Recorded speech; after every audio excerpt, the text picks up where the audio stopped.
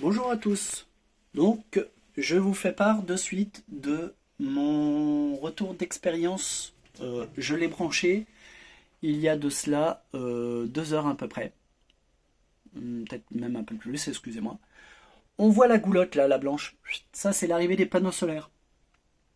Voilà, c'est un câble 3G. On m'a posé la question sur la Terre, qu'est-ce que j'allais faire? Sur ce câble-là, je me suis mis sur la Terre là. Et du compteur principal, je me suis branché à la Terre là. Vous voyez, avec un domino, je ne me suis pas embêté, clac clac. Attention, c'est pour le moment les fils sont comme ça, après ça va être propre, d'accord. Je voulais vous parler donc de toute cette installation qui est à la fois simple et complexe quand même. Vous allez me dire, c'est un peu bizarre cette phrase, mais oui, parce qu'en fait, le câble principal qui arrive là, ça arrive là, hop, ça arrive, et là, c'est les panneaux solaires, on voit. D'ailleurs, on voit le petit bidule noir, et en fait, c'est pour calculer la production des panneaux solaires. D'ailleurs, si on voit, c'est les deux fils de gauche, blanc et bleu, et on le voit là, production, donc c'est pour les panneaux solaires. À droite, la consommation. Pourquoi la consommation? Parce qu'il est branché aussi sur ce même bitognol sur l'arrivée d'EDF qui est là, juste en dessous de mon compteur. Voilà. Et j'ai branché du coup les panneaux solaires. J'avais un petit C20 juste là qui n'était pas utilisé. Donc je me suis branché ici et branché directement là, ok, au principal. Et ici, c'est le Metered. Le Metered, c'est ce petit boîtier noir, ok. Donc, les branchements, c'est simple, mais faire attention, ok. Pour le dénuder, etc. Prenez votre temps, éteignez tout en électricité. Petite chose, quand vous avez installé tous vos panneaux solaires à l'extérieur, moi dans mon cas, donc, du coup, ils sont au sol, et vous avez tout installé. Quand j'ai allumé, j'ai dû faire une mise à jour des applications. Il y a eu 2 applications de chez Enphase, donc c'est tout le kit et l'autre, après c'est l'application hein, en direct. C'est Enphase app. Il faut enregistrer une première fois tout votre matériel. Donc, là en l'occurrence, le Envoy Metered qui est là.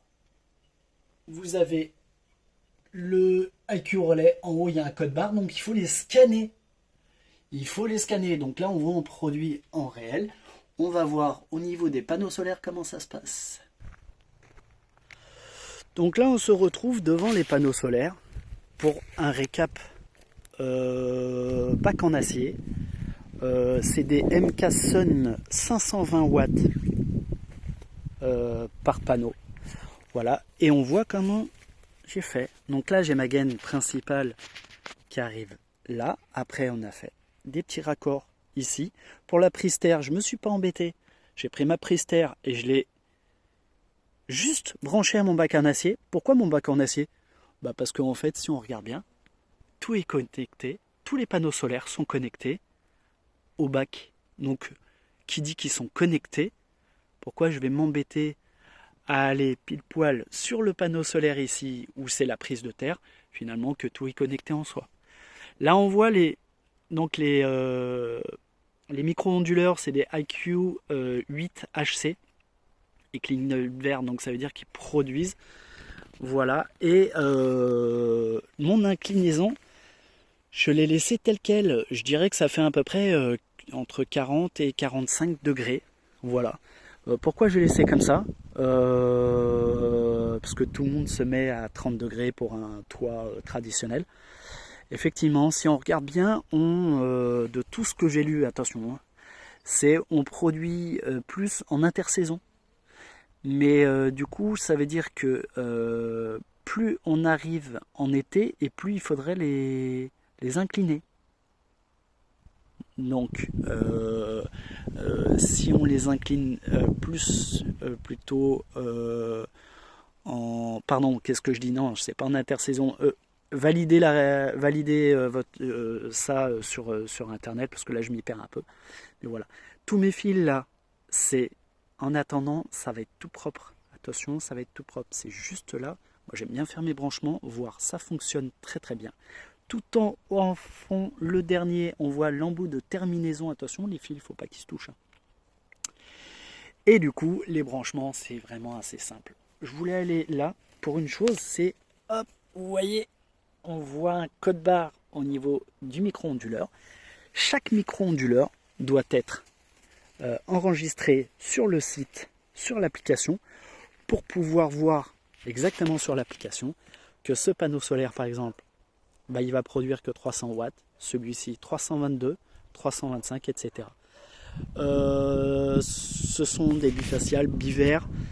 Je vais rajouter par la suite, j'en ai déjà parlé, mais je le répète, je vais installer des batteries.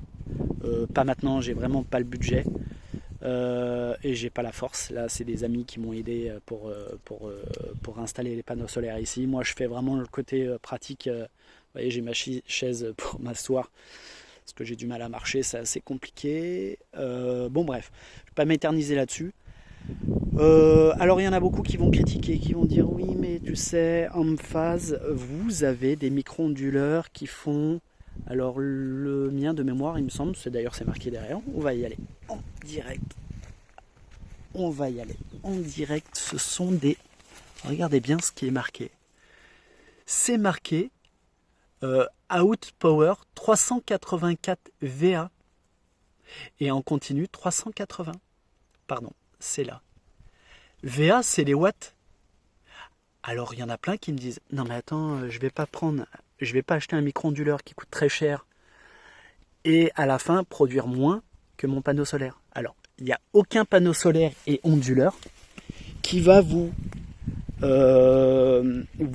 permettre de produire 5000 watts. Vous mettez 5000 watts de panneaux solaires, vous ne produisez pas 5000 watts. Ce n'est pas possible. Si vous regardez vos onduleurs générales, en crête et en continu, c'est deux choses différentes. Par exemple, celui qui m'intéresse pour charger mes futures batteries que je vais acheter en Pilontech, je pense que je vais partir sur du Pilontech et Victron, le GX2. En prenant celui-ci, quand je regarde bien, si je veux prendre le 5000 VA, donc 5000 volts ou 5000 watts, en crête de mémoire il est à 8000, mais en continu il est à 4000 watts. 4000 watts, voire 3000 watts. C'est tous les onduleurs, vous avez une perte. La production d'énergie, vous avez une perte dans l'onduleur parce que ça transforme l'énergie. Ok ? Qu'est-ce que je peux vous dire de plus? Moi j'aime bien ce principe quand même au sol. Je vous le dis, waouh, pour le moment je peux être que satisfait du résultat. Alors pour la consommation, on va retourner. Alors retour sur le côté de chez moi. Je me suis assis parce que je ne peux pas rester longtemps debout. Donc la piscine, pourquoi la piscine? Parce que la pompe consomme énormément. Je voulais faire un premier test. Je viens de le faire. Ce sont des chiffres, pour le moment, en réel. Je vous explique. Pour le moment, j'ai que 6 panneaux branchés. J'en ai que 6 parce que j'en ai 4 de côté. 6 panneaux 520 watts, ça vous fait du 3120 watts. D'accord? 3120 watts, avec la perte, etc. Là, j'ai vu tout à l'heure, là, alors c'est bizarre parce qu'il n'y a pas de nuage, mais c'est tout voilé. Bon, bref. Il y a le soleil, mais c'est voilé. Je produis 2400 watts. 2400 watts. La pompe me fait 1200. Et mon chauffe-eau électrique me fait à peu près 1003-1004. Donc là, je l'ai mis en mode forcé. Quand on dit mode forcé, c'est on branche l'appareil en direct, on n'est plus en automatique. C'est-à-dire que le chauffe-eau ne va plus se déclencher en heure creuse, mais quand je veux. Donc je peux mettre on off ou en automatique. Là j'ai mis en on pour quand je produis mon électricité, qu'elle va directement à mon chauffe-eau. Par la suite, ce que je vais faire, je vais acheter tout simplement un horodateur. Quand je dis un horodateur, un moyen, un timer, vous appelez ça comme vous voulez. C'est un disjoncteur spécial chauffe-eau qui va être relié à une horloge.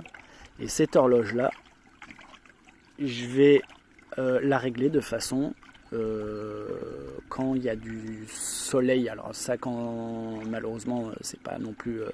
Il y a des jours, mince, il n'y aura pas le soleil, mais du coup, je vais le programmer pour que ce soit en journée. Pour la pompe piscine, c'est pareil. Je vais faire la même chose. Mon but, je ne veux donner à Enedis EDF 0 €. Je veux rien leur donner. Alors ce qui est sympa, c'est que juste en voyant mon petit calcul comme ça vite fait, je me dis déjà, pour une journée comme aujourd'hui, avec mon inclinaison, etc., parce que j'ai appelé un ami qui a un peu plus de 5000 watts onduleur, c'est un onduleur général, lui c'est en toiture 30 degrés qui est juste à côté de chez moi, hein, c'est juste derrière chez moi. Il était en consommation à moins de 2000 watts, donc on est quasiment la même chose, sachant que moi je suis en micro-onduleur et j'ai beaucoup moins en totalité, parce que je suis à 3120 watts pour le moment. Donc je suis content du résultat déjà. Lui c'est une marque en plus, hein, c'est un SMA. Un SMA, Boy, il y a Boy dedans dans sa marque. J'ai regardé, qui coûte très très cher d'ailleurs. À la fin ça me coûte plus cher que mes micro-onduleurs et garantie que 2 ans. Qu'est-ce que je vais vous dire de plus? Donc je pense que c'est vraiment quelque chose à gérer quand même, l'autoconsommation. Et vraiment dès que j'ai le budget, la première chose, je rajoute un onduleur, par contre assez puissant, parce qu'à l'avenir je veux être le plus indépendant possible.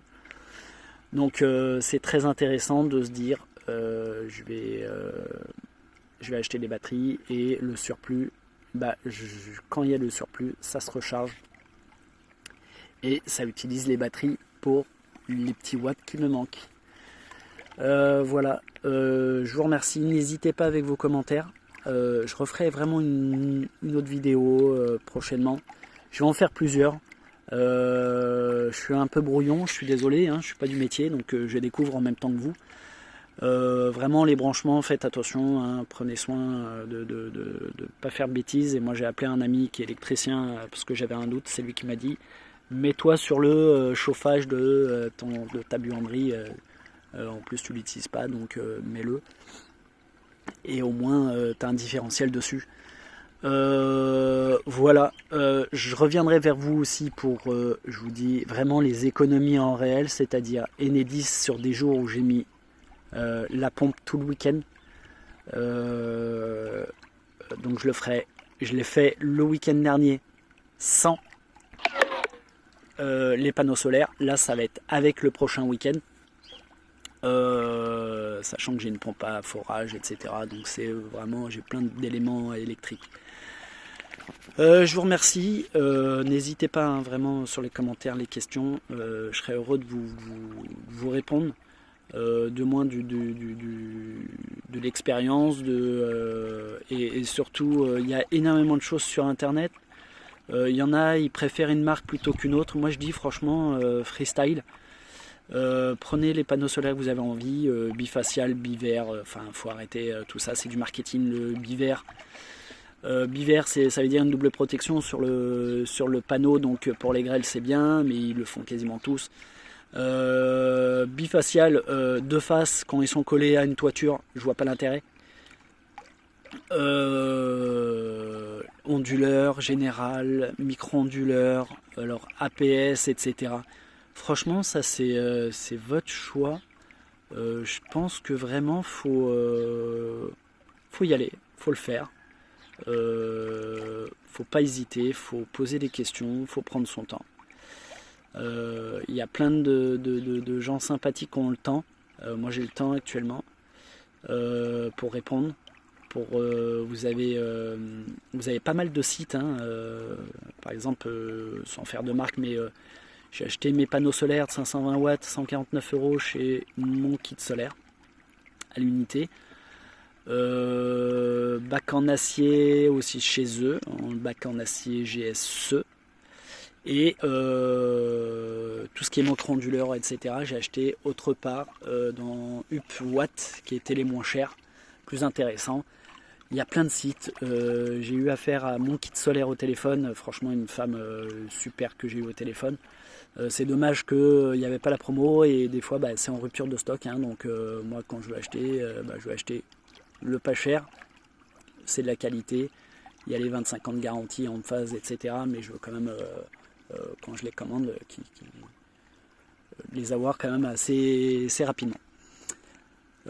Passez une bonne journée. Et à bientôt.